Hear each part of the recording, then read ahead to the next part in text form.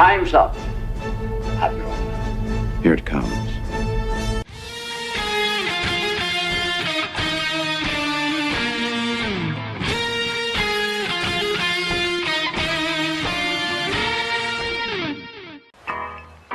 All kids out of the pool for Adult Swim.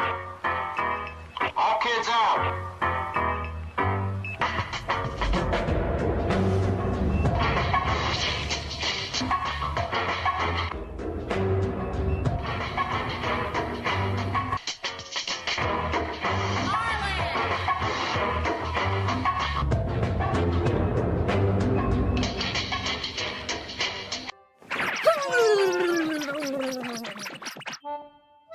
There we go. All better now.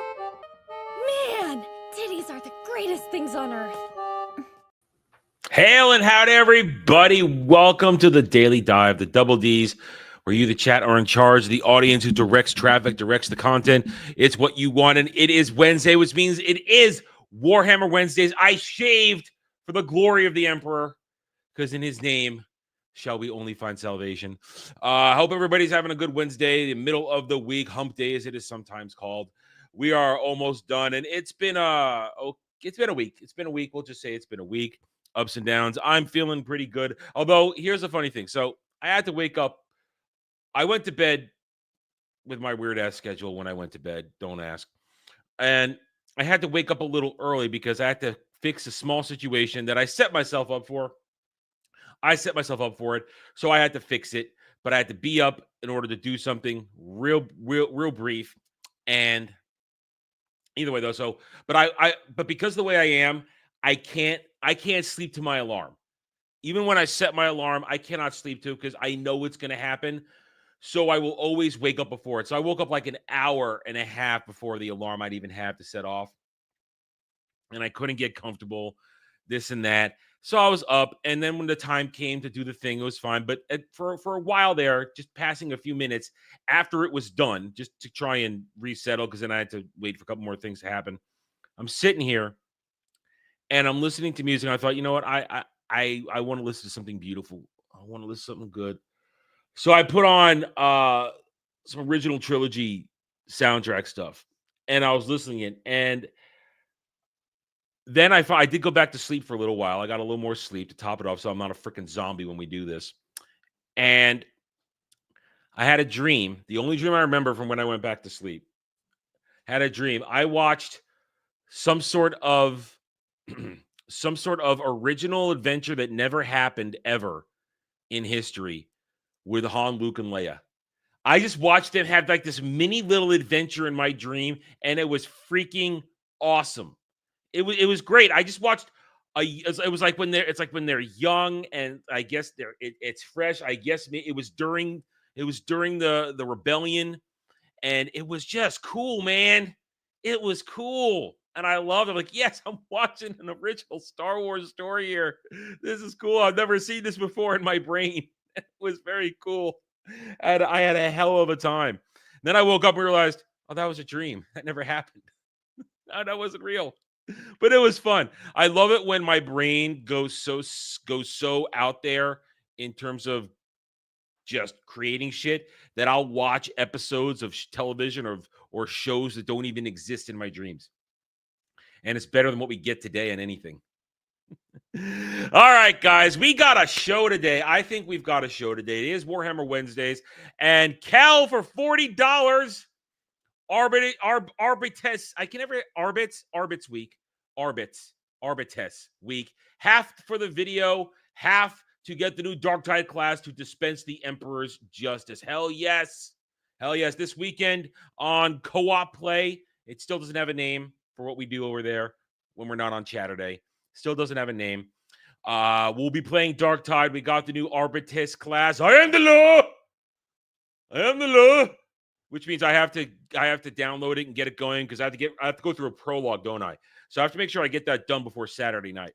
But tonight is more. That's more Warhammer. That's Warhammer Saturday. This is Warhammer Wednesdays. We're gonna watch another Arbiter Ian video today on the Adeptus. Apparently it's the birth of the Adeptus. And tonight, Alpha and I will be playing some Space Marine 2, 8 p.m. Eastern, so you can join for that, where we will be purging Xenos and chaos in the name of the Emperor. That's what we do. Come on, brother. Let's go. Let's go, brother. Gonna have some fun. I'm looking forward to it. I haven't played Space Marine in well over a week or so, as I slowly play the campaign whenever I get a chance to.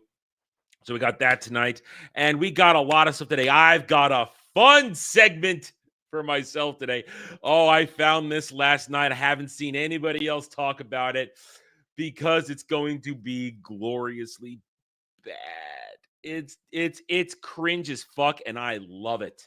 I love it. I'm gonna surprise you. I'm going to surprise you with it. I don't want you to know it's coming until it hits you in the face and you go, no, Adam, stop, no. But I say yes, because it's my segment, the only segment I get to do. And guess what dropped today? I woke up to this earlier before I went back to sleep for a little bit. There's a new Fantastic Four trailer. So if you guys want a live reaction, I haven't watched it. I saw it. I'm like, oh, let's push this aside. Let's come back to that later.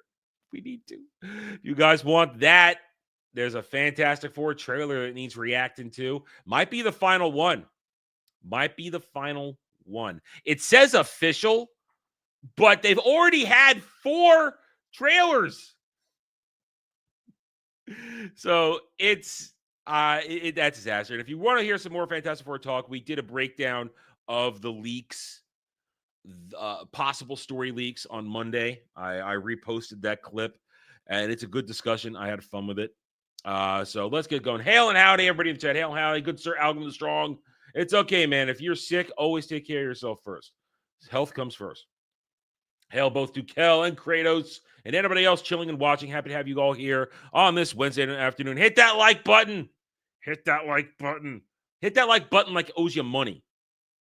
Hit it like it owes you money. And we are going to have some fun. I'm looking forward to this day. So as usual, we've got the articles. Let's dive right in because I have a feeling we're going to have a bunch to watch today, a bunch to do, and I want to be fresh for the whole thing. Okay, so let's go into articles.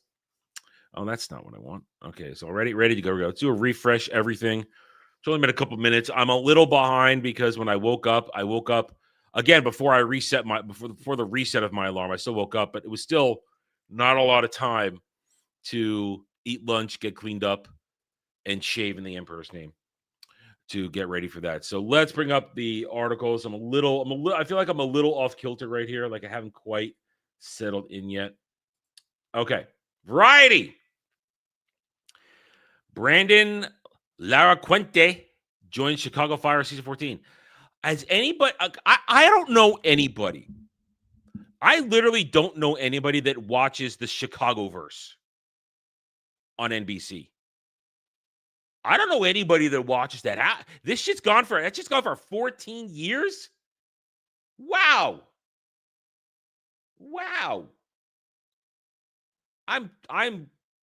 Who watches this stuff? Jack Black to reprise Officer Dick in Tony Hawk's Pro Skater 3 and 4. I don't want any more Jack Black ever. Sabrina Carpenter unveils alternate Man's Best Friend album art that's approved by God amid controversy. I ask this question every time she comes across the feed. Who is she? I know she sings, but where did she come from? It's as though in the past year, out of nowhere, I see this chick, and I don't know who she is. I don't know. All I know is that she's a whore. That's all I know. Somebody explain to me who this woman is. Rodeo movie Cowboy, directed by Midland's Cameron Duddy, coming from Paint Horse Pictures. I am not interested. The Chosen's Jesus actor, Jonathan Rumi, meets Pope Leo XIV at the Vatican. I guess that's kind of cool, you know? That's kind of cool. Jafar Panahi's Cannes winner. Oh, I don't care about your Cannes crap. Still talking about that. Megan 2.0 review. The demon doll android is now the heroine of a cautionary sci-fi action thriller that's bigger, longer, and less fun. I was going to say, More slop. And I had seen that they made her the hero in it to fight against the chick who played Shin Hattie from Ahsoka. And more slop. Complete and total slop. But it's crap. Steve Burns, original Blues Clues host, is launching a podcast for grown-ups that's continuation of the beloved kids show. Listen, I never watched Blues Clues, well beyond my time, and since I didn't have kids at the time, still don't have kids. I never had to sit through any of that. But I would put money on that Blues Clues is a part of that era that started to make kids dumber.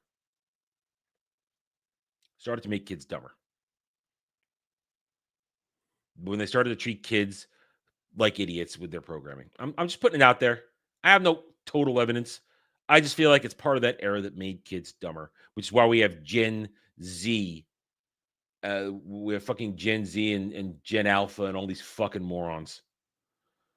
Idaho murders Brian Koberger. I don't care about trial crap. I'm not LawTube. I don't even know what that is. Producer Entertainment Group, Studio 71, and UTA launch Queer Pop Culture Podcast Network. Confetti Cannon.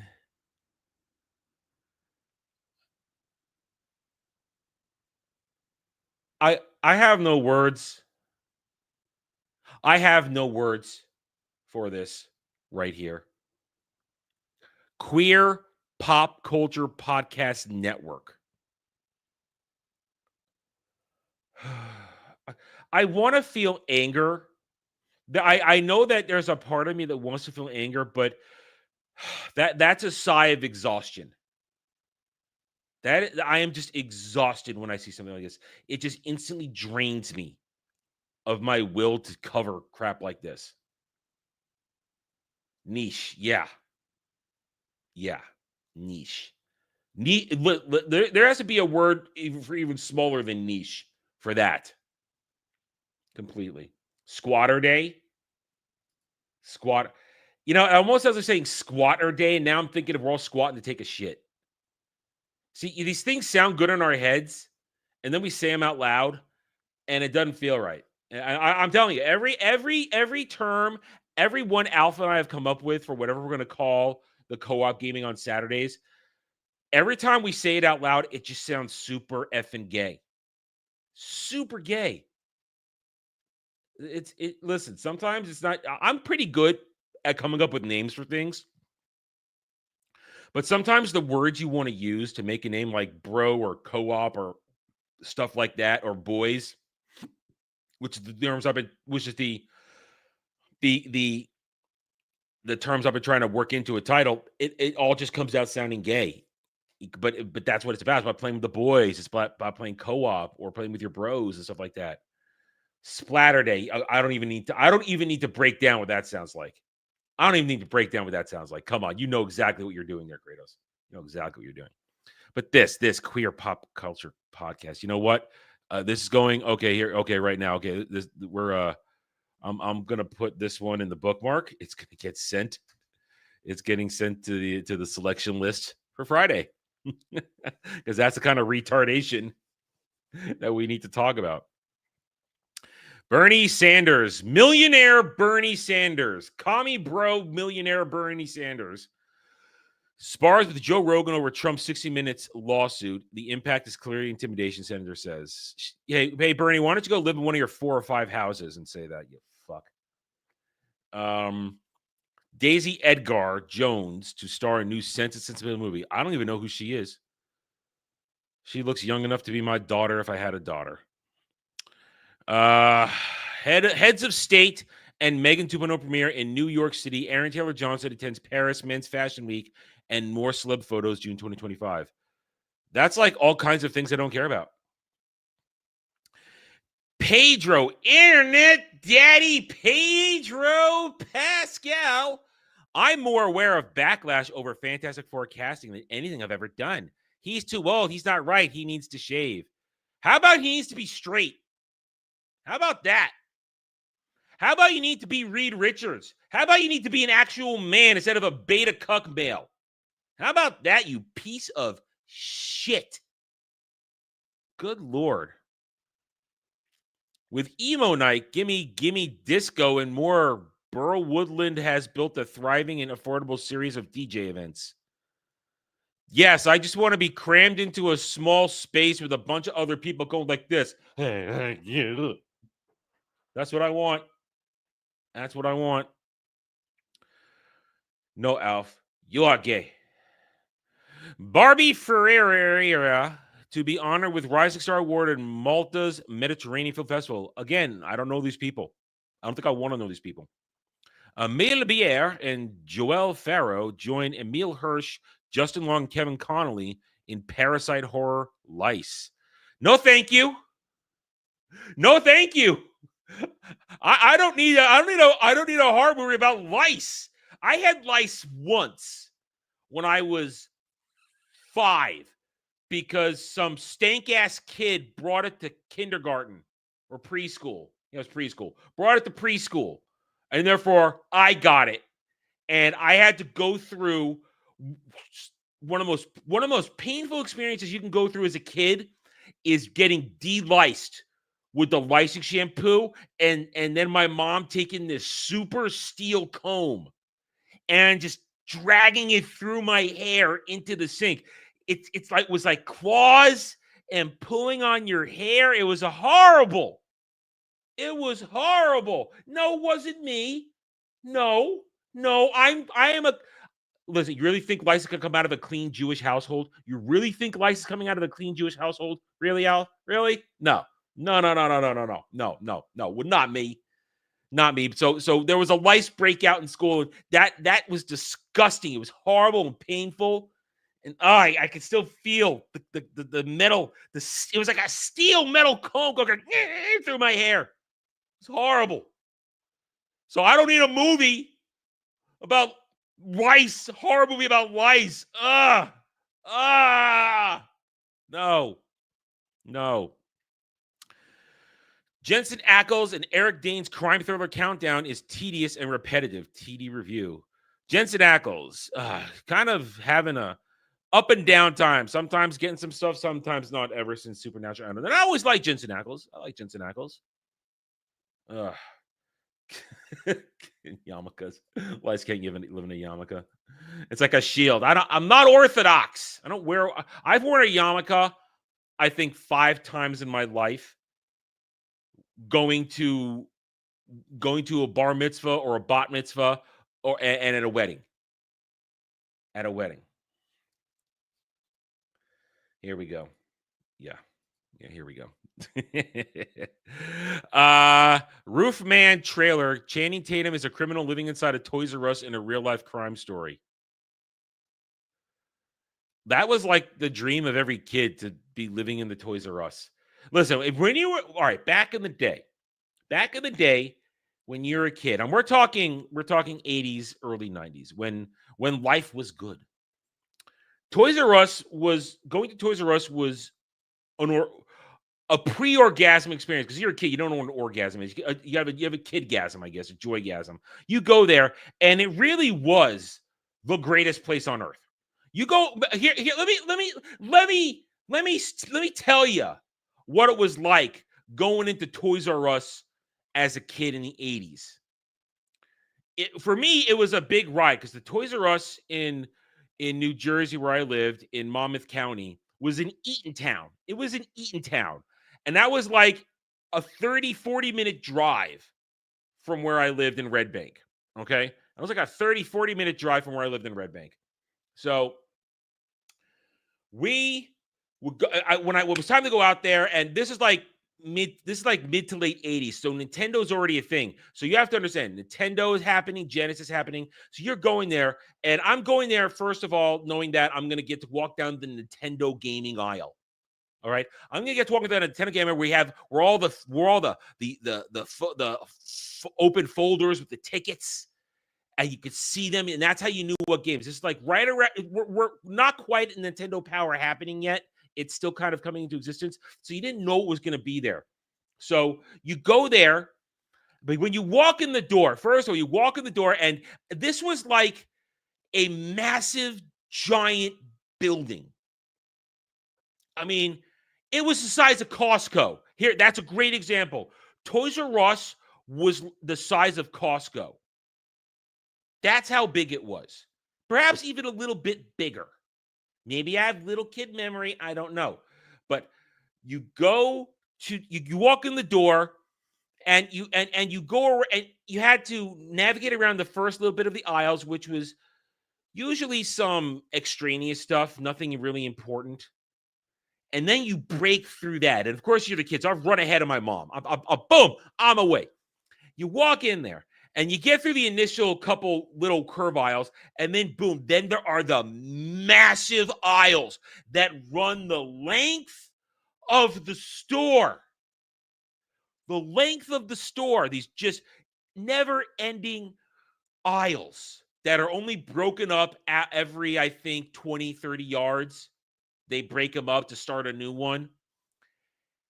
And you think that you're going there for a video game at first, but then you get there. Then you get there and you realize there's so much up. There's so much here. I have to look at everything. I'm in Wonderland. And the first thing you do, because when I was in, you ran down the far right side of the store, run it down.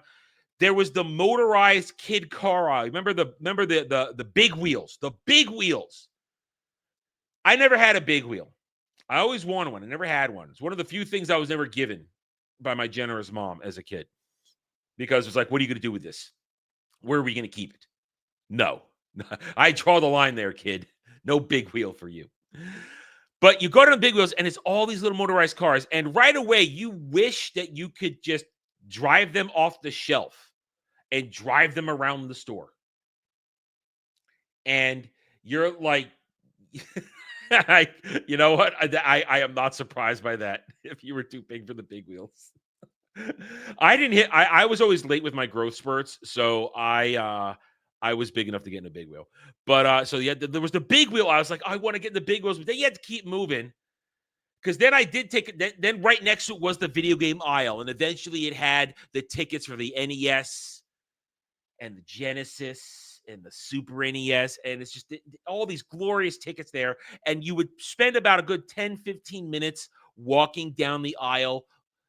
I could barely read at the time. I was still learning to read, but I did eventually learn to read. So and reading the different, what they had in Toys R Us was the wall with the, like I said, the little envelopes with the tickets you would pull out, and you would use that to buy and pick up your cartridge at the front of the store. But they also had the cover and the back cover of the game. So you could take it and you could flip it up and look at it and get a feel for what the game is. So before Nintendo Power, that's how you got a feel for what the games were. You'd walk down the aisle and you would look at all the games and decide what looked good to you. And then hopefully if you had a generous mom like I did, you get one. But then you're done with that. And then it's time for the toys. And this is the 80s. So it's the 80s. So you know the toys were still good. You know the toys were still good. You go in there, and first, of course, there it is in all its glory, the Star Wars aisle. We're talking Kenner Star Wars glory. Just shelves and shelves of vehicles and action figures and all the greatest things a kid could want if you loved Star Wars. It was fantastic. Oh, it was great. And then at the same time, because then I had gotten into it too, then you go over to the next aisle, and it's all the G.I. Joe stuff. It's everything. And it's all there. And then there's the Transformers aisle. There's the He-Man aisle. And then it starts getting into the lesser stuff. Then you got then it's the mix. Got a mix of Silverhawks and Thundercats and Voltron, and then Teenage Mutant Ninja Turtles arrives.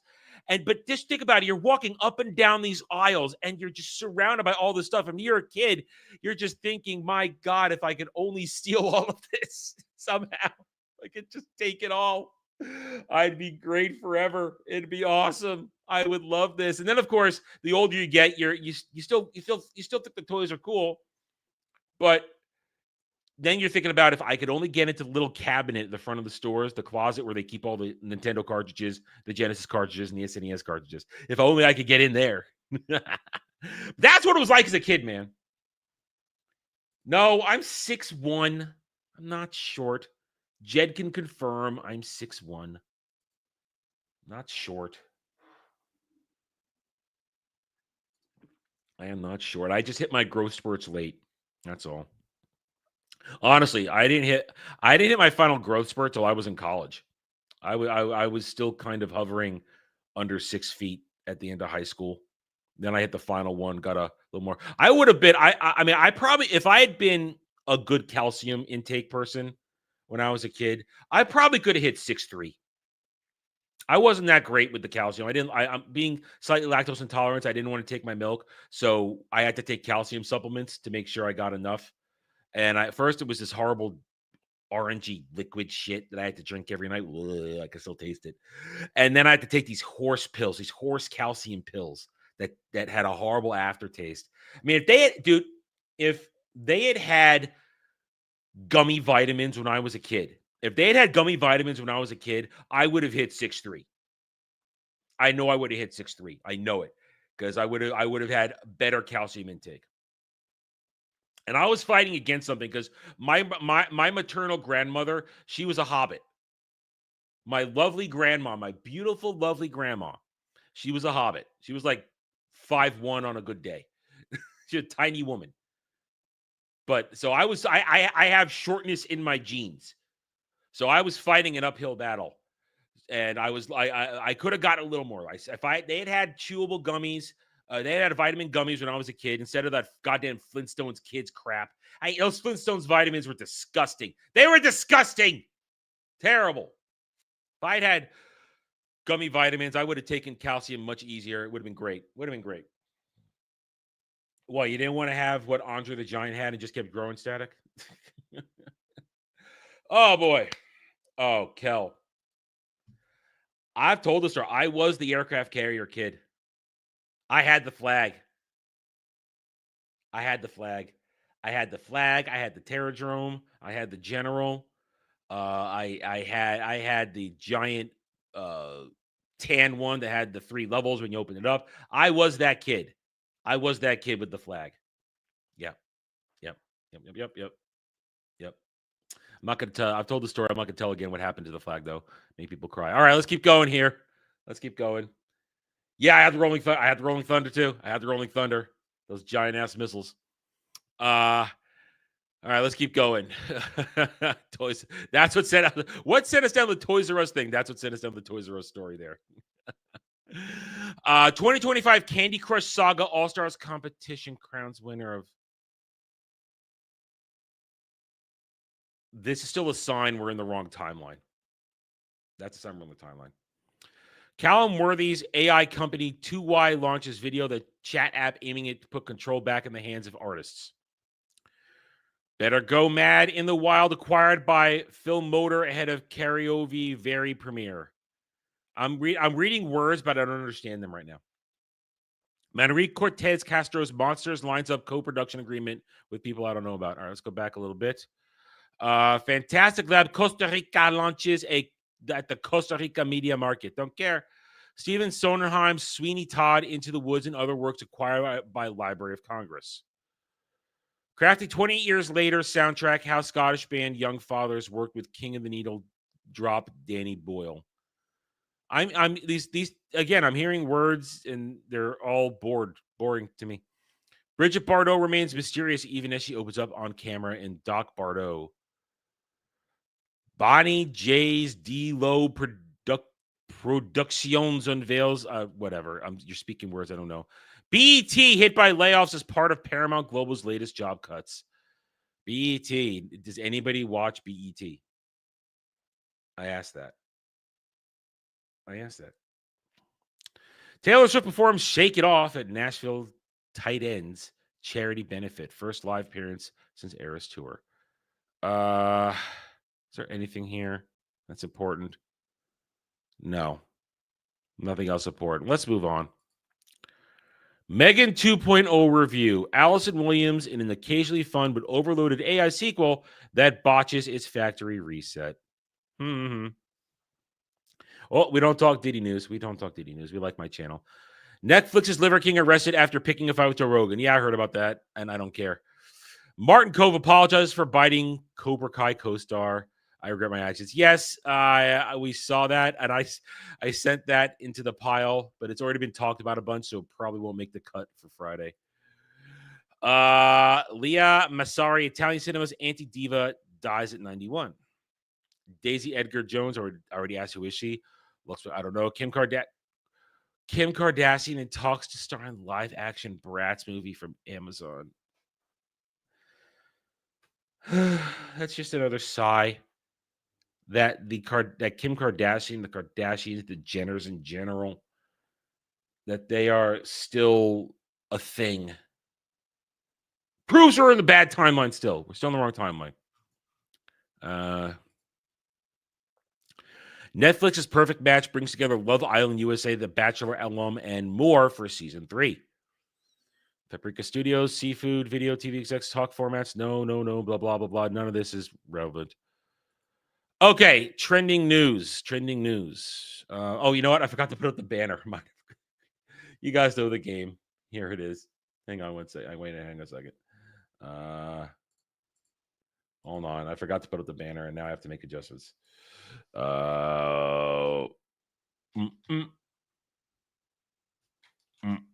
we go. All right, you know what? You guys know the rules. We got to put them up there anyway for people. New people might be here. We might have new people. We know people. Switch to accessory maker D-brand admits spectacularly terrible response to enraged Nintendo fans with kill switch case complaints after initially suggesting they were just holding it wrong. I have no sympathy for anybody with a Switch 2. None at all. The Simpsons season finale shocks fans with unprecedented story featuring death of core family member. Grave news. How about we just kill the Simpsons in general? How about that? I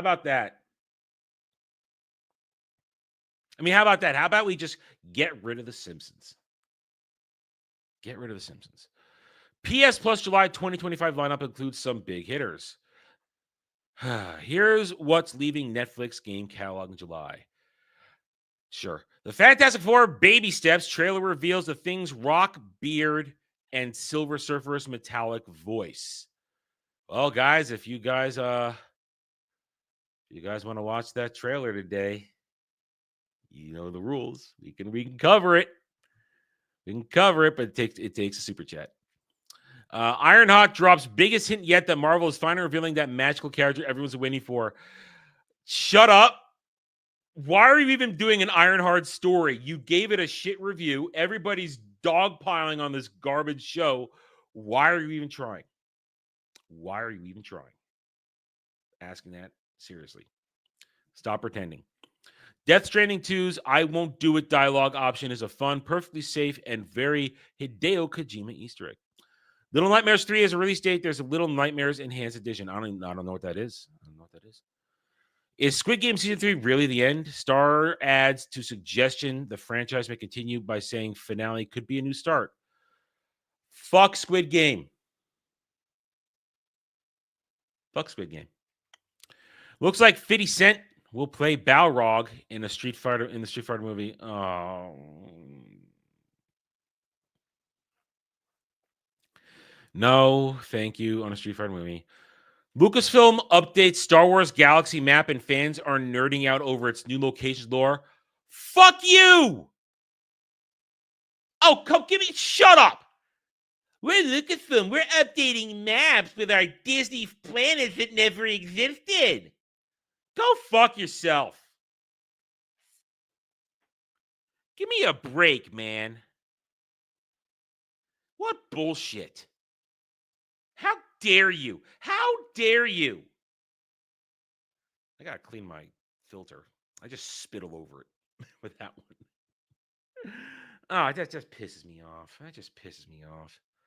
Microsoft reportedly set to make significant layoffs at Xbox ahead of release of next-gen consoles. Listen, We've talked about this. They're going to be in the console game for one more generation, but they are clearly withdrawing from the hardcore competition. New Ultraman image sparks theories on true identity of Superman villain. It's pretty bizarre. Whoa, wait a minute. It's almost as if a year ago we read the leaks that said Ultraman was going to turn into Bizarro. It's almost as if we knew that was going to happen. Shut up. Stop pretending we already didn't effing know. James Gunn, you're a hack. Palworks' big Terraria update adds fishing, salvaging, and Pal Trust mechanic, and much more. Yes! Yes, Kel sent me the details last night after the gaming stream. Finally, PS5 dedicated servers. Which means, hopefully, I can crossplay. If I reinstall it, we could finally crossplay. I mean, last time I played for like a night and I got a bunch of stuff, but the game was just it was still unplayable because my computer is old. I couldn't do it. But now, maybe we could all play, and maybe if we all play together, it won't feel like a job to Kel anymore. Just him making shit that no one's showing up to pick up. James Gunn is confident Superman's lengthy character roster won't confuse you.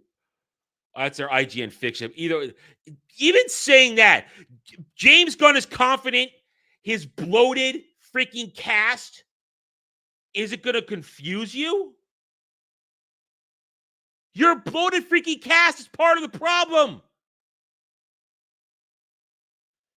I don't know what that is, Fernandez. I don't know what that is. You would have to educate me. I would need to be educated on that. Techland to release major Dying Light retouched update this week to celebrate 10-year anniversary. Oh, we're into yesterday now. We saw some of these.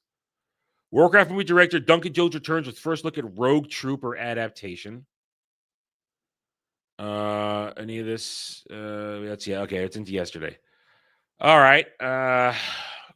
Kotaku.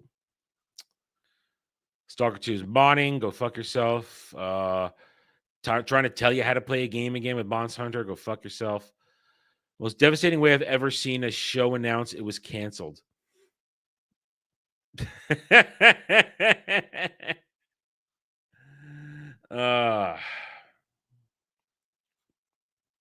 Anything here? Okay, so it is the final. So, guys, so if you guys do order a reaction of the Fantastic Four trailer today, this is the last one. It's the final trailer has them questioning the whole thing. Oh, all right. So if you guys order it up, I can give a live reaction to the Fantastic Four trailer today. I can do that. Diablo 4 is free for PS Plus subscribers. I could play Diablo 4 if I wanted today, which I'm not going to because I hate Diablo. I've never liked Diablo. Never been a fan.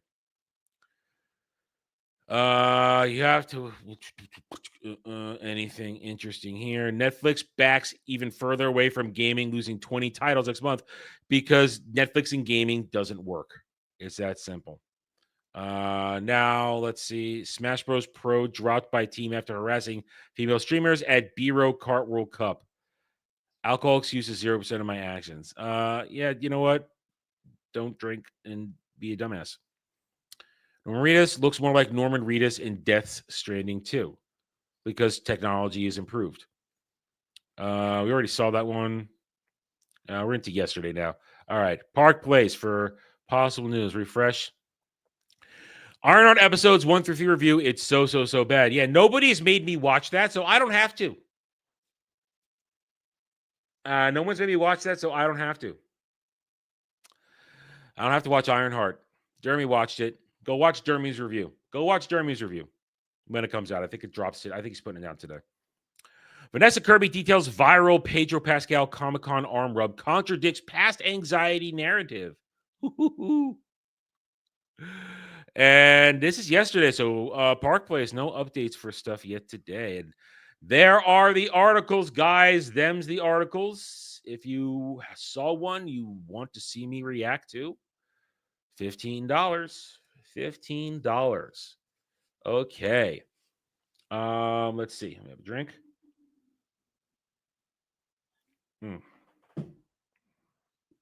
Let's see.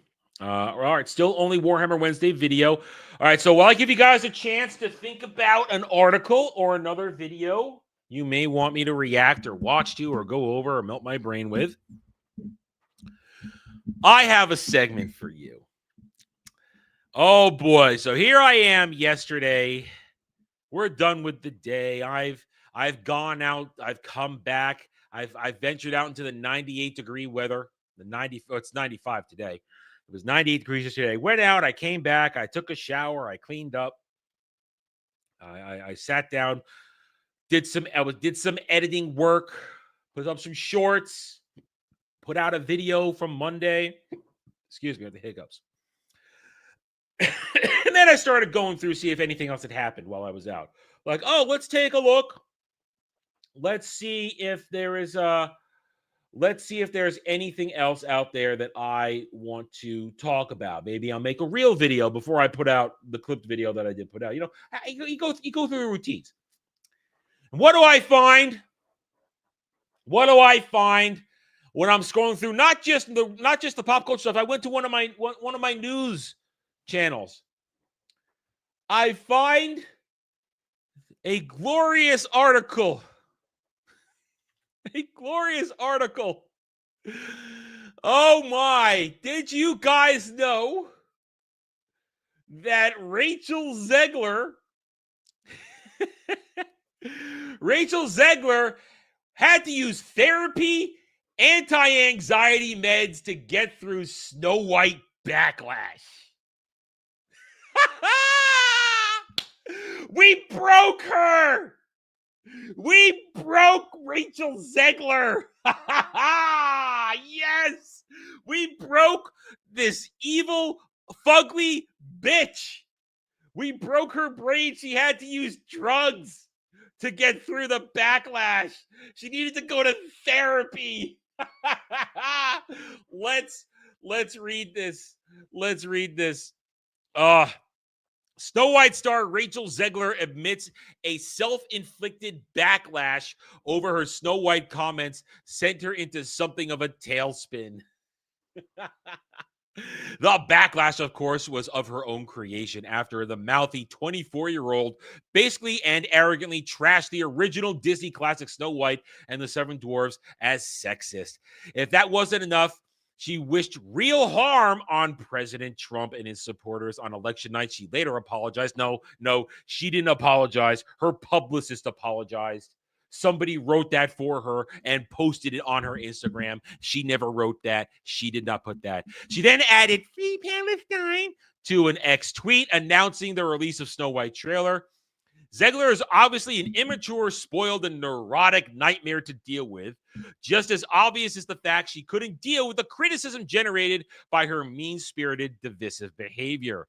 She courts controversy and then starts crying when it arrives. Yes, every time it's not her fault, it's everybody else's fault. The Zeglians, the Rachel Zegler stands, they will roll out there and they will all say, oh, you're all racist, man-bigoted, male chauvinist haters.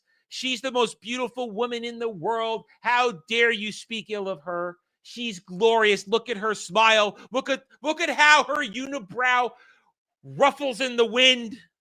Don't you understand how wonderful Rachel Zegler is? No, she isn't wonderful. Since the moment she appeared on the scene, she's done nothing but be an obnoxious, belligerent, evil bitch. And the world said, with Snow White. They double-barreled it. Hell, they took a bazooka and shot her in the face with it, metaphorically speaking. In a recent ID magazine interview, Zegler is now admitting she required therapy and anti-anxiety medication to get through the accountability phase of her actions. At one point, she admits she was in a state where she couldn't even function. How? Oh my God, people being mean to me because I was mean to them. Let's see this. Let's see what she says. When the shit really hit the fan, She left New York to go home to Jersey, spending time with her family and her dog, reports the magazine. My effing psychiatrist has seen me through it all, she told ID. She says the therapist assured her that what you're going through isn't normal. Yes, you know what? It is normal. It is normal. When you have a bad take, when you shit on people, especially the internet will rise up and throw it back at you. But you're the meme of the chick who shows the shit over the wall and then has it thrown back and say, "Oh, I'm being attacked. I'm being attacked." That's who Rachel Zegler is. She's the meme. It is normal. If you have a bad take and are cruel to people, if you shit on fans, if you call people all kinds of names, if you behave in an abominable manner, it is normal to get backlash, to be rejected. That sentence did such wonders for me in multiple situations in my life. The anti-anxiety meds were truly a game changer, she says, because I just wasn't functioning, and I wanted to function in a way that made me feel confident in the way I was moving through the world. I want to take some drugs that will numb everything and make me still believe that everything I've done is okay, that I was in the right and everybody else is wrong. Anti-anxiety drugs. She's 24. She's 24. When I was 24, you know what I was doing? I was trying to earn a goddamn living in the real world, working in shit kitchens already.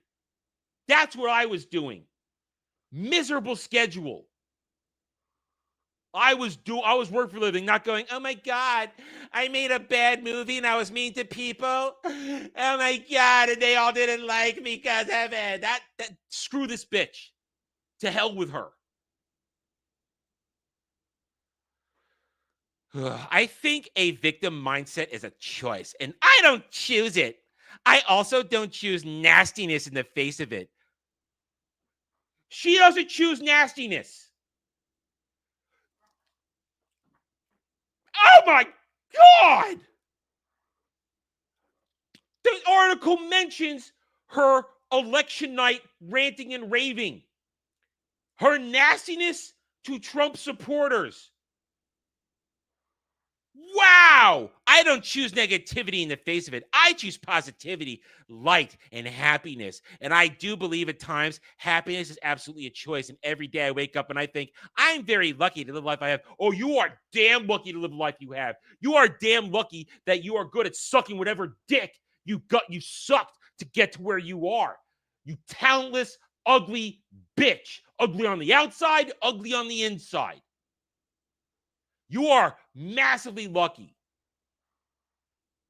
that you live in your pampered world where you're protected, where you get to flit away and not care about anything while the rest of us do our daily jobs.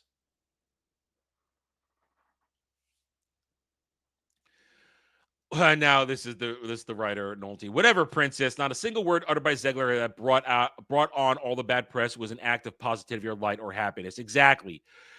Everything she did. Let's go through the list, shall we? Let's go through the list. The attacking of Snow White. The behavior during the strike. Repeated internet social media postings attacking people who disagree with her. And then culminating in that election night meltdown. This woman, because she's a grown woman, she's 24, she's a grown woman. Everything she's done, she did to herself. I have anxiety. I needed medication. My therapist told me it wasn't my fault. Everything is your fault. And good luck with her, because apparently, last I heard, her Evita performance didn't go so hot. Her Evita performance didn't go so hot. And then on top of everything, we get rumors yesterday, and this is kind of timely since Jed and I recently talked about this movie, this classic, They're now telling us that she's going to take on the role of Maria in a new stage production of Sound of Music.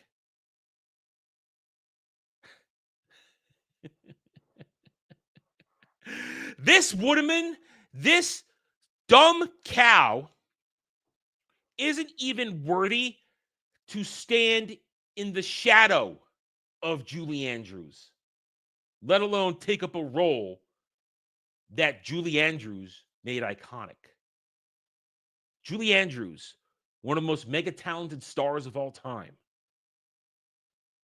This woman doesn't even have a pin drop of the talent that Julie Andrews has. And they're going to put her, somebody's thinking about putting her in the role of Maria for Sound of Music? Are you kidding me? Ridiculous. Stupid. Mind-numbingly incredulous. I doubt this will pan out because she is box office cancer. Let's remember, she has never made money on a single thing she's ever been a part of.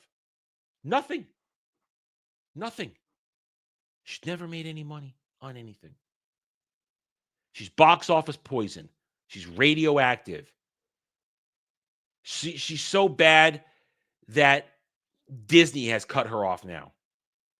I mean, the article mentions here, you go to her IMDb, there's nothing there. There were rumors she's being looked at for a new movie with God, what's her name? I just had her name and I lost it. My Cousin Vinny, Aunt May in the MCU. Lost the name. Sorry, guys. It's live. Lost the name. Don't have time to go look it up. Point is, that disappeared quickly. No one's talking about that anymore. Marissa Tomei. Got it. Marissa Tomei. I remember. Marissa Tomei. Yeah, she's supposed to be in a comedy with Marissa Tomei. But no, that disappeared quickly. And that was like a rumor. That's like pre-production.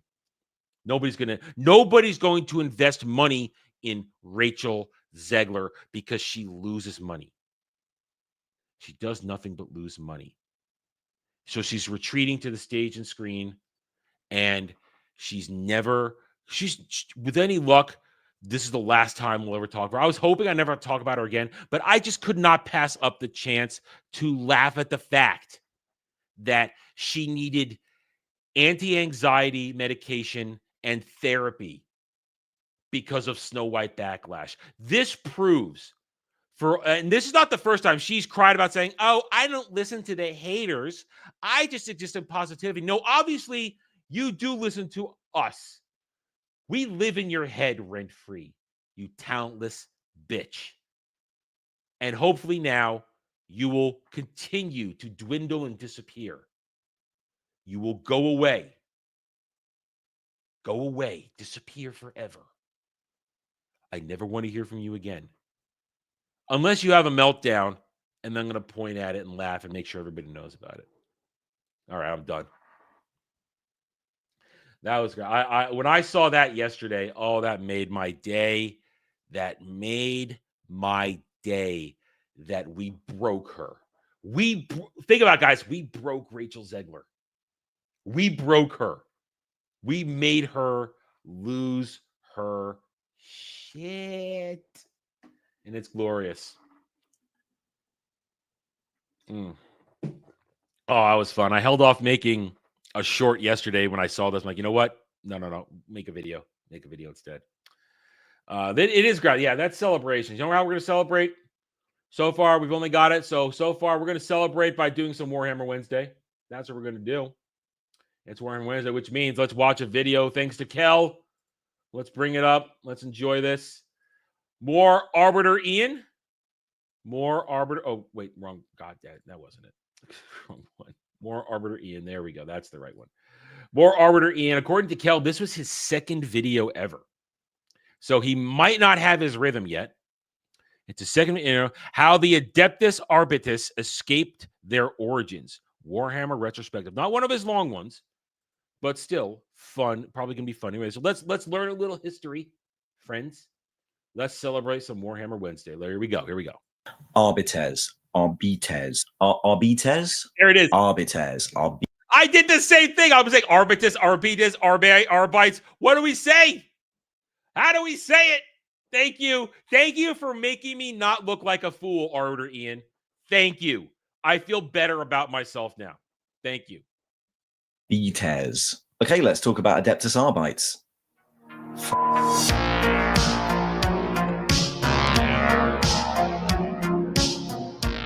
In the grim darkness of the far future, all cops really are. I am the law.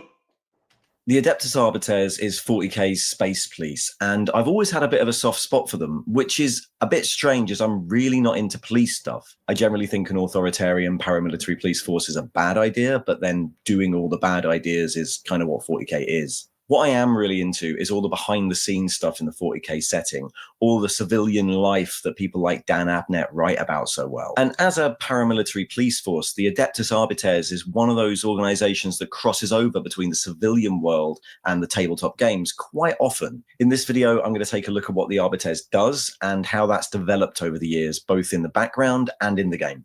Full disclosure, I've already written way too much. I was going to do a model comparison, but I might save that for another video, along with a more in-depth look at the Necromunda rules. For now... Necromunda. Oh, I loved playing Necromunda. That was my favorite thing to play 20 years ago, because Necromunda, it was so quick and easy to set up. You know, just build a quick little city, choose the game you're going to play, get your gang, and just go in there. Necromunda was great because it was just quick and easy. Quick and easy. You could play 4 or 5 Necromunda matches in a night and have a great time with your buddies. I loved Necromunda. I'd love to play with people again one day. Necromunda is so much fun. And it's easy to learn. It's like the bare bones rules of a 40k war match. And it's just fun and entertaining. I loved Necromunda.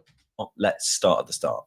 The Adeptus Arbiters are part of 40k from the very beginning, appearing in 1987's Rogue Trader. But if you want to find out where they came from, we have to look a bit earlier than that. In the mid-80s, Games Workshop used to produce rules and models for other licensed IP. And in 1985, they released the Judge Dredd role-playing. It really is! I am the law! It is! I am the law! Game, along with a line of Citadel miniatures. 2000 AD, the magazine Judge Dredd appeared in, had been going since 1977 and was pretty big in the mid-80s. And its satirical style had a huge influence on early 40k. So it shouldn't be surprising that scary future police empowered to act as judge, jury, and executioner made their way into the Imperium. I didn't know this. When we saw the release of the Arbitus for Darktide, we were making the jokes. It's Judge Dredd. We're doing that. I didn't know this. This makes it even better. Oh, this makes it even better. I'm excited. I love it. I can't wait. In Rogue Trader, planets are largely self-policing. The Adeptus Arbiters exists to enforce galaxy-wide Imperial law, like maintaining the tithe. A planet might have one small squad of arbitrators to assist the Imperial governor in watching for rebellion or ensuring compliance. Like Megacity 1 judges, they wear a padded body glove of mesh armor. In early 40k, mesh is just the level between flak and carapace. And they have a simplified and significantly less pointy version of the Custodes helm, which is full of communications equipment. Apparently, the full uniform includes this 50s-style police cape, which strangely never made its way into the model range. At this point, there were no shotguns or grenade launchers. Arbiters used bolt pistols and bolt guns. But their stats were pretty good. Weapon skill and ballistic skill 4, strength 4, good human champion stats, and in some ways stronger than a Space Marine, though Space Marines at the time were more hypnotized psychopaths than 8-foot-tall warrior monks. The original model release consisted of 3 sculpts by Jez Goodwin, a bolter, a shotgun, and a power maul guy that isn't explicitly called a sergeant, but he does have these fancy eagle shoes, so we can only assume. That's pretty much everything released about them during the Rogue Trader years. They don't even have an army list entry in any of the usual places. The Book of the Astronomicon in 1988 includes an Adeptus Arbiters section, but the 2 characters within it, Stujan Deathwalker and Mojan Piet, are more penal legion officers than arbitrators. The point where a lot of the Adeptus Arbiters fluff solidifies is during the 90s, starting with the 2nd edition box set. Second edition was a complete reset from Rogue Trader, so the box included get you by army lists for all the models available, a bit like the 8th edition index books. In Codex Imperialis, the background book, the Adeptus Arbites section concerns itself mostly with the Man, I'm just looking at this and I'm thinking back to my days of when I had my different codexes, and when you buy the stuff for your armies, or in my case, sometimes borrowing my buddy's stuff to look through it. It's just bringing it all back. It's bringing it all back. Scale of the organization, how the Lex Imperia is housed in the Hall of Judgment on Terror, and how 100 volumes are added to its number every day. The book also separates judges out from arbitrators, describing the arbitrators as the military arm of the judges. And the accompanying short story, where massively hatted Marshal of the Court Androclas suspects rebellion, has him astropathically informing the judges to get backup. The accompanying Get You By Army list includes rules for including both in your Imperial armies. The judge is a pretty standard high-level human character, though armed with a power sword, which is obviously wrong. But by this point, the arbitrator squad is a bit more recognizable. They have standard human stats with carapace armor and the shotguns and bolt guns we'd expect. They also get access to power mauls and suppression shields for the first time. New models were released in January 1994 with rules in White Dwarf 169, though they were overshadowed in that by the exciting release of these hobgoblin sneaky gits for Warhammer Fantasy. So sneaky they waved around this special banner to announce it. The background makes them a bit more scary, a grim and uncompromising reminder of the Imperium's presence, which no planetary governor could ignore. I really like this little box out.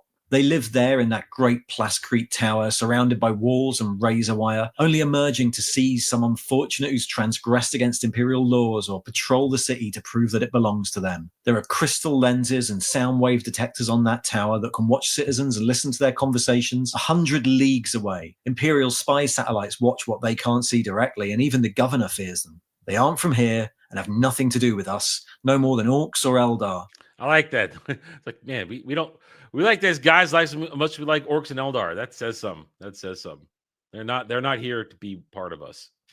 If they have families or children, we don't know about them and we don't care.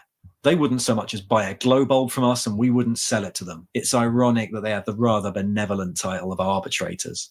There's the now familiar line about renegade commanders going after the Arbites precinct first, so the arbitrators are deliberately better equipped than the PDF. This article has the first sighting of the Arbites combat shotgun and executioner ammo, a heat-seeking shell that could fire around corners at hidden targets. The army list entry also includes the option to mount the squad on bikes or give them mauls and shields, but there are no models for that. The new sculpts, again by Jez Goodwin, included 4 models: bolt gun, shotgun, grenade launcher, and a champion. These are probably the most iconic Arbites models. They're chunkier and more heavily armored than the previous release, which might have pulled them away from the Good-looking models. I'll say that. Good-looking models. I love the old school models. Are so good. Judge Dredd influence, if it wasn't for the new eagle shoulder pad and chin helmet.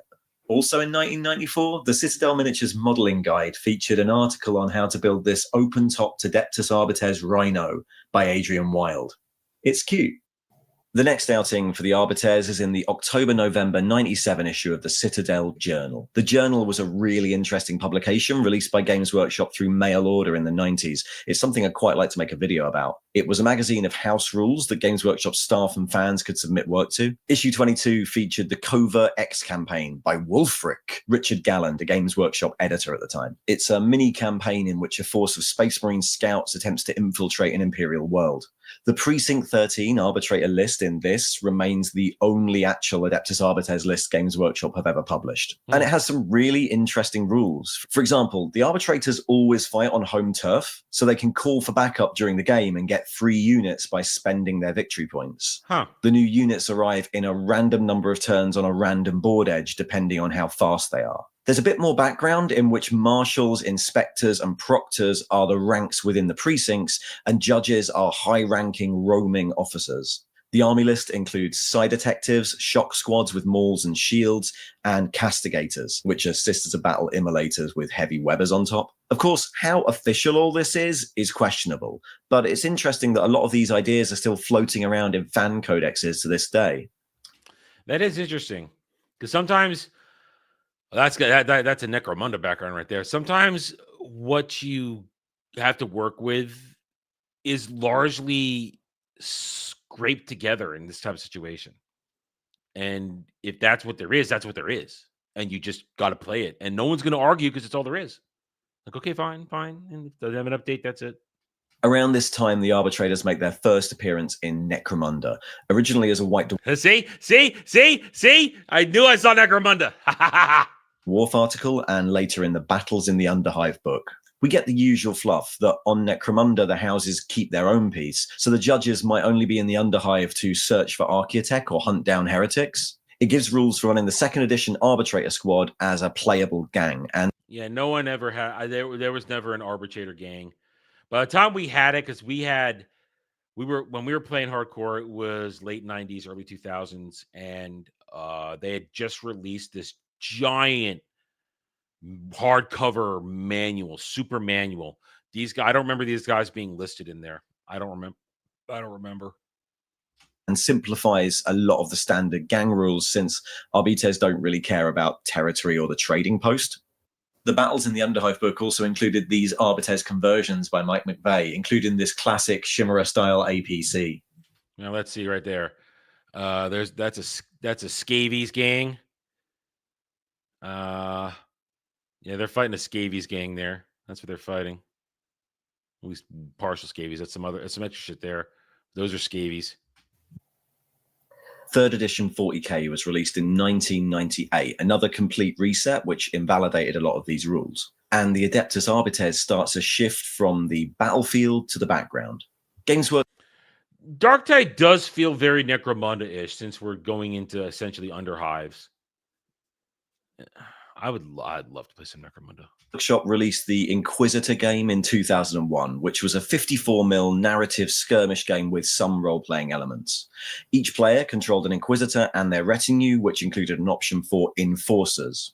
As well as representing arbitrators and local law enforcement, this adds a new thing, enforcers of the Inquisition. Often known as wards or protectors, these are recruited and armed by the Inquisition itself from amongst the most faithful and resolute peoples of the Imperium. The wards can be brought in to enforce an Inquisitor's rulings, replacing local security forces or the Arbites, providing kill teams and execution squads, and lending their firepower to purges and witch hunts. The initial model release for this was Special Security Enforcer Barbaretta and her Cybermastiff, and they were followed by a limited edition Adeptus Arbites Judge. The Inquisitor game wasn't very popular, and it was... Yeah, it came around 98, 99. I don't even remember hearing about it, and I was playing by the end of 98, I was playing Necromunda and Blood Bowl. I was getting into fantasy, and I was watching the guys play 40K. So I never even heard of the Inquisitor game. It's overshadowed by its own tie-in fiction. Commissioned to write an Inquisition-based novel to support the release, Dan Abnett wrote Xenos, the first book in what became the Eisenhorn trilogy. These books have sold a lot more than Inquisitor ever did, and they're still considered one of the best ways to get into the 40k background. One of the main characters in the Eisenhorn books is Chastener Godwin Fishig of the Hubris Arbites, though in the 3 books he appears in, it's never really explained what a Chastener does, maybe just telling people off. The next mention we get in the 40k game is the 2003 Witch Hunters Codex, which dealt with the Ordo Hereticus and the Sisters of Battle. Under the troops entry for Inquisitorial Stormtroopers, we get this designer's note. The Ordo Hereticus often call on the Adeptus Arbites to aid them in their work, using them to round up known criminals and screen them for signs of deeper corruption. Hence, Inquisitorial Stormtrooper squads may be used to represent squads of Adeptus Arbites by replacing each trooper's Hellgun and Targeter with a shotgun at no extra cost. In reality, this was a bad deal. Shotguns were way worse than a Hellgun and Targeter.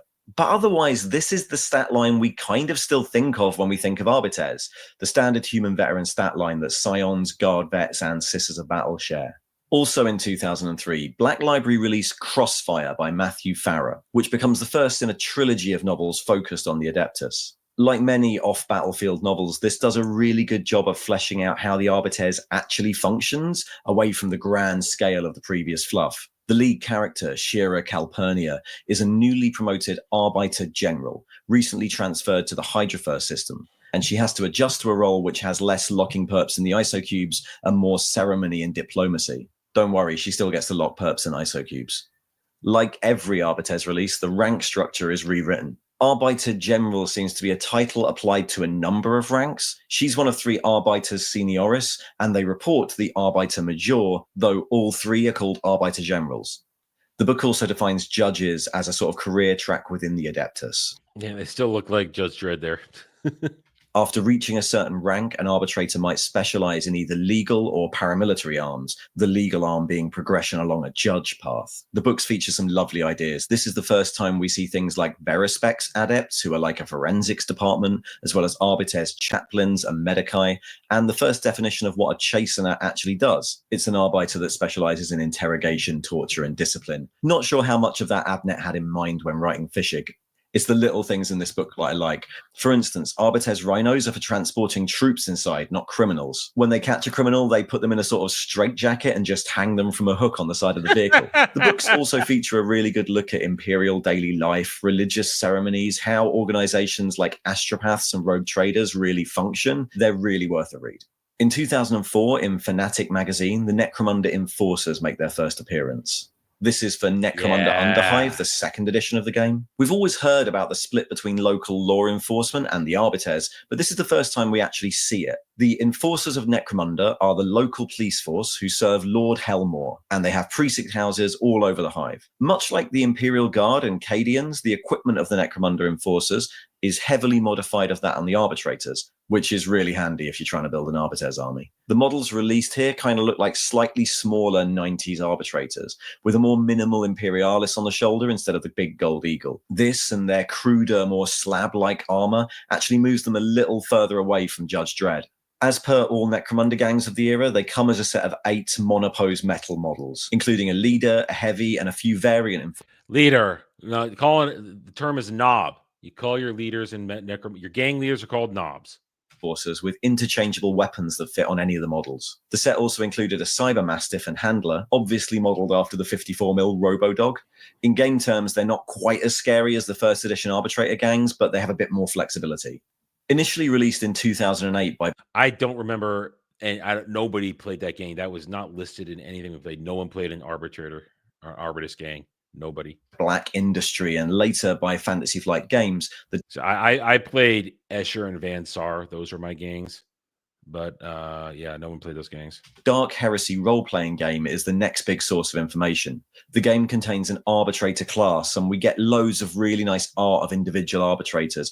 These Fantasy Flight game books are beautifully designed, and it's worth getting your hands on them just to have a look at the art alone. The same general themes are repeated in the background, but they're a bit more personal, with more hooks for role-playing games. The book talks about whole sectors falling to seditious or criminal organizations, and how it's the role of the arbiters to stop this disruption to the imperial status quo.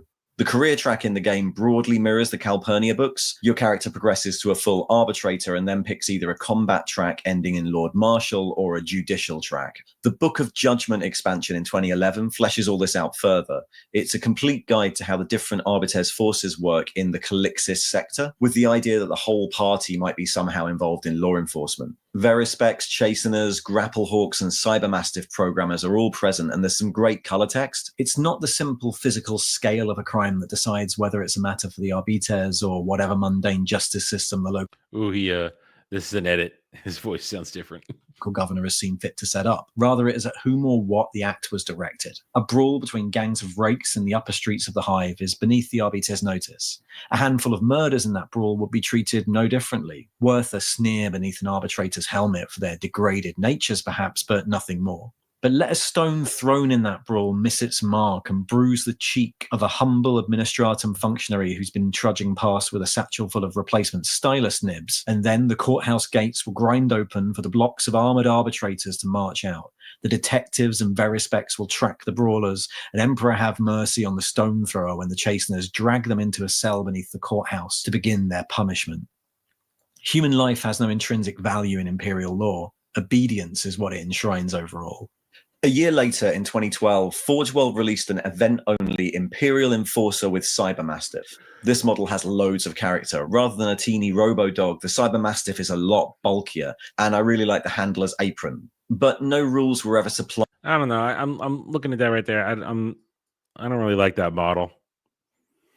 That model's not doing it for me at all. I don't like it. Than a teeny Robo-Dog, the Cybermastiff is a lot bulkier, and I really like the handler's apron. But no rules were ever supplied, and it's not totally sure if this is meant to be an arbitrator or a local enforcer.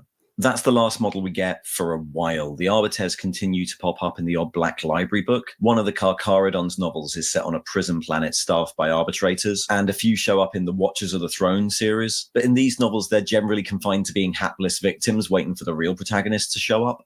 Finally, after the re-release of Necromunda, we get another Book of Judgment in 2019, accompanied by the... Wow. Is that what Necromunda looks like right now? I mean, I haven't played Necromunda in 20 years, almost more than 20 years, like at least 23 years. Been last time since I played Necromunda. Wow. I wonder if it's even the same game anymore. Palanite Enforcers. Like before, these are Helmor's local law enforcement, but they're really distinct from the Adeptus Arbiters, both visually, but also in-game, where they run kind of like any other corrupt gang. They're probably a subject for a different video.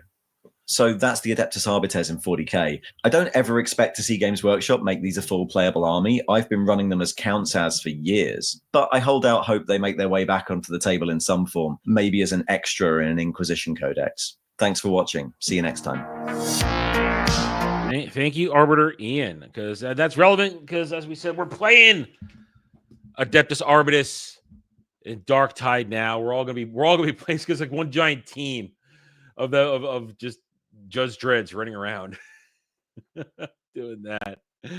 All right, that was interesting. What that did the most for me is make me relive my Necromunda days while we're doing that. I'm just thinking about Necromunda now. That's what I'm thinking about. That's what I'm thinking about right now. Okay, it seems as though that's the end of the show. Nobody has requested any more videos or articles, so we will we'll end the show. Game over, guys. Game over, man. All right, what do we got today? As I said, later tonight, Necromunda is a part of 40k. It's basically not armies. It's just gang warfare on the planet. It's just gang war. You choose a gang, you fight it out over different scenarios, and you level up. It's fun. It's fun. Like I said, it's quick and dirty Warhammer is what it is, and it's a lot of fun.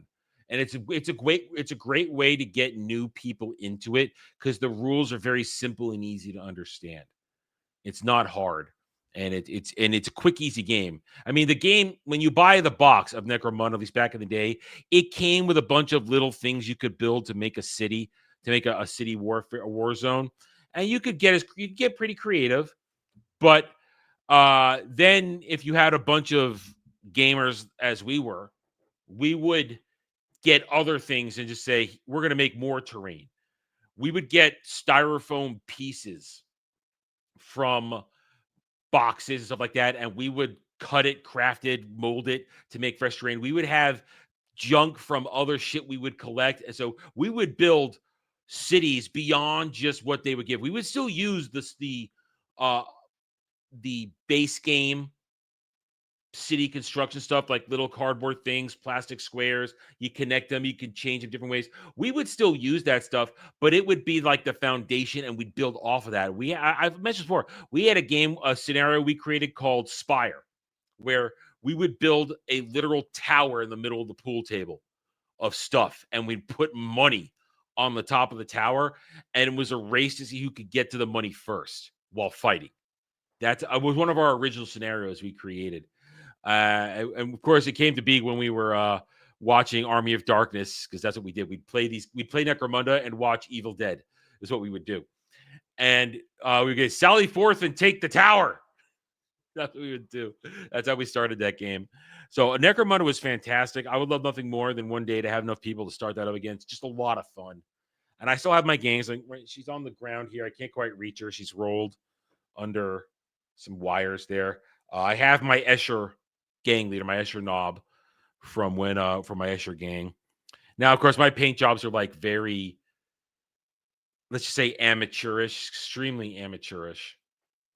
When I was doing painting jobs back then, not my greatest, but I would still live with it. I have an Escher gang. I have my Van Sar gang, which are basically just bearded dudes with guns.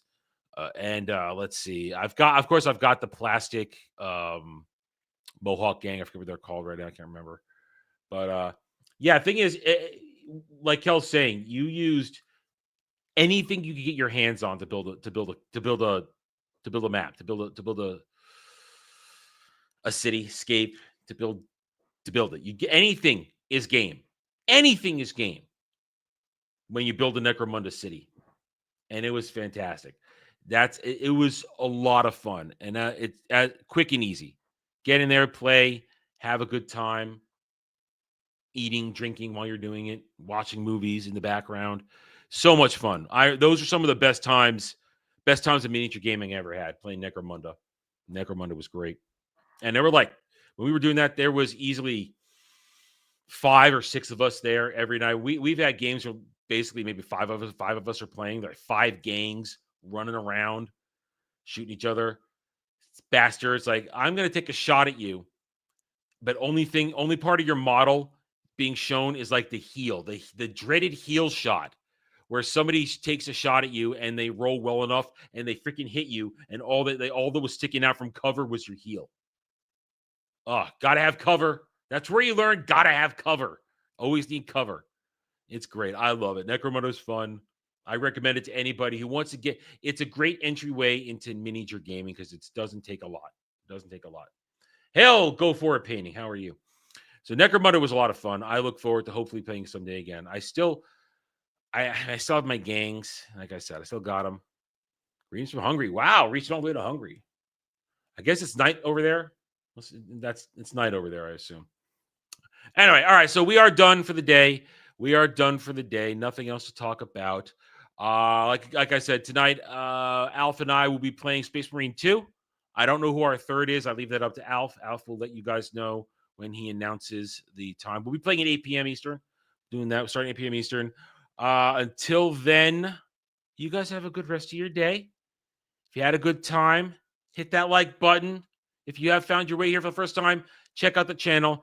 Hit that subscribe button. At the moment, we are 3,993. All right, 7 away from 4,000. 5 days to go before to try and hit our goal of getting 4,000 subs by the end of June. 5 to go. Just need 7 more, guys. 7 more. I thank each and every one of you. Your support has got me this far. It's great. I can't believe it. And if you missed it last night, it's still up. It'll be up for a little bit more. Go enjoy me getting back to playing Lunar, the Return of Greatness, Lunar Remastered Collection. The first stream is still up. I'll be on listing it soon, but will be re-uploaded. Blah, I need to drink. My mouth's getting all gummy. Will be re-uploaded to the gaming channel, Renaissance Nerd Arcade. Friday. Remember, tomorrow is Thursday. Also, tomorrow's Thursday. Dermy and I have Anime Odyssey, 8:30 p.m. Eastern, continuing Summer of Gundam, where we'll be talking Gundam Seed Part 2. Friday, Ballbusters, the new and improved, or maybe they're returning to the old ways, Ballbusters, where Ballbusters, it's kind of official now. It's out there. Ballbusters has undergone a little restructuring. It's gone some restructuring. We're getting back to the old ways. No more forcing panel discussions. No more forcing topics. No more any of that. We'll be going back to goofy ways. And we have a guest, my favorite Goyim, Beardo. Beer the Beardo will be joining us for Ballbusters this week for whatever stupidity we get to. Because we're going back to stupidity. No more serious talk. Nothing like that. Random shit. It's going to be good times. Saturday, Jed and I will be going over The Great Escape on Drive-In. Join us for that, 6 p.m. Eastern. And then Sunday Roundtable, 2 p.m. Eastern. Join for that. And, of course, Saturday Night Co-op. Name doesn't have the ring I want, but we'll call it that for the moment. Saturday Night Co-op. I saw Kratos suggesting many, many names, most of which meant to get me to say things that I shouldn't say. Anyway, guys, thank you all for joining me. I'll see you guys later tonight for Space Marine 2 and on other videos. Until then, guys, take it easy. Have a good rest of your day.